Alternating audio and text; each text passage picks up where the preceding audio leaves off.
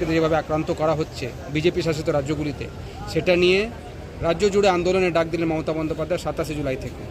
2018 সালে উর্দু নয় বাংলার শিক্ষক চেয়ে যখন দাড়িভিটের ছেলেরা আন্দোলন করছিল, তখন তাপস প্রদীপকে গুলি করে মারার সময় বাংলা ভাষার কথা মনে পড়েনি? বিপ্লবের বুকে গুলি লাগার সময় বাংলার কথা মনে পড়েনি? তাদের মৃতদেহ দুটো আজকেও তাদের পরিবার মাটিতে পুঁতে রেখে দিয়েছে, এখনো দাহ সংস্কার করেনি। তারা বিচার চায়, সেই বিচার মুখ্যমন্ত্রী দিতে পারে। বাংলাদেশে তো সব লোক বাংলায় কথা বলে, তাহলে সব বাংলাদেশিকে ঢুকিয়ে দিতে হবে পশ্চিমবঙ্গে? ধর্মশালা নাকি? দেশের আভ্যন্তরীণ নিরাপত্তাকে তৃণমূল কংগ্রেস কম্প্রোমাইজ করছে।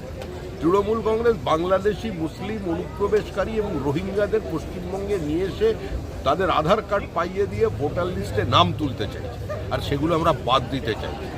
বাংলার মানুষ এই চক্রান্তকে, এই ভোটের ভিন্ন রাজনীতিকে মেনে নেবে না। মানুষ ঐক্যবদ্ধ, তৃণমূলকে বিসর্জন দেবেই, কিন্তু পশ্চিমবঙ্গকে পশ্চিম বাংলাদেশ বানাতে দেবে না।